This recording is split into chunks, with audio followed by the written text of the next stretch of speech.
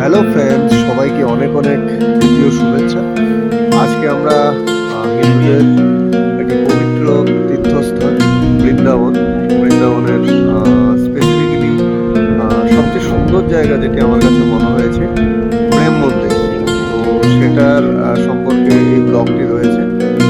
তো বৃন্দাবনের মধ্যে সবচেয়ে সুন্দর জায়গা আমার কাছে মানে যতটা ঘুরেছি যেটা লেগেছে এই প্রেম মন্দিরই সবচেয়ে সুন্দর জায়গা।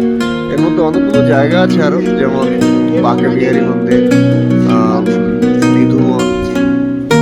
এই দুটো মধ্যে যথেষ্ট ভিড় থাকে এবং সেই অর্থে দেখার কোনো সুযোগই থাকে না। তো সেই রেসপেক্টে সবচেয়ে সুন্দর যেটা লেগেছে সেটা হচ্ছে প্রেম মন্দির। এটার কারুকার্য এবং বিশেষ করে লাইটিং এতটাই সুন্দর যে আপনাদের সবার খুবই ভীষণ ভীষণ ভালো লাগবে।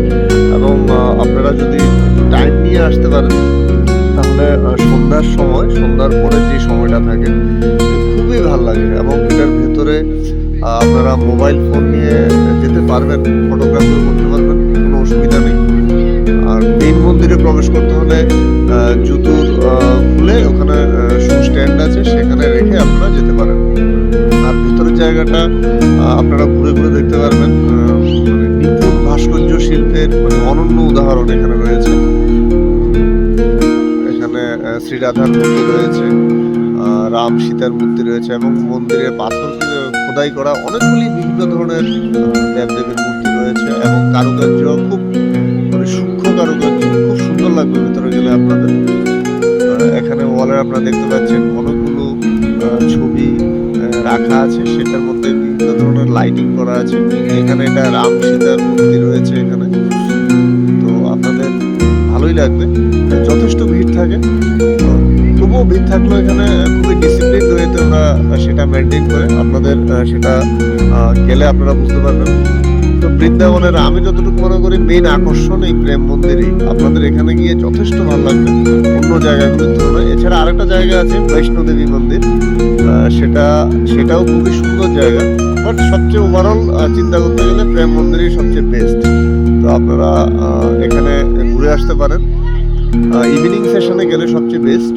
আপনারা এই লাইটিংটা খুব সুন্দরভাবে দেখতে পারবেন। তাছাড়া এখানে একটা লাইট অ্যান্ড সাউন্ড শো আছে, যেটা 7টার পরে শুরু হয়।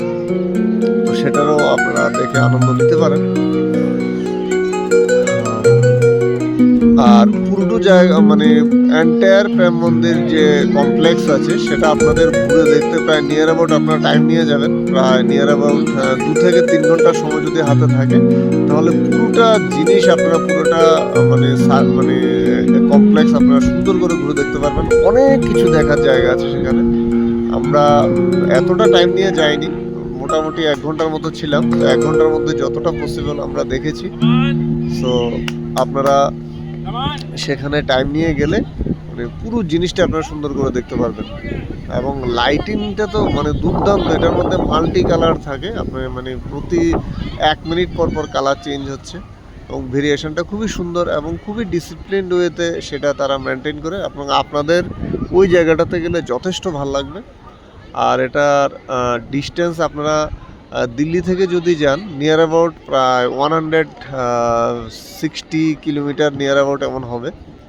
আমি দিল্লি থেকে গিয়েছিলাম, তো সেই কারণে ডিস্টেন্সটা বললাম। তো নেক্সট ভিডিওতে আবার দেখা হবে। তো সবাই ভালো থাকবেন। Thank you, bye by.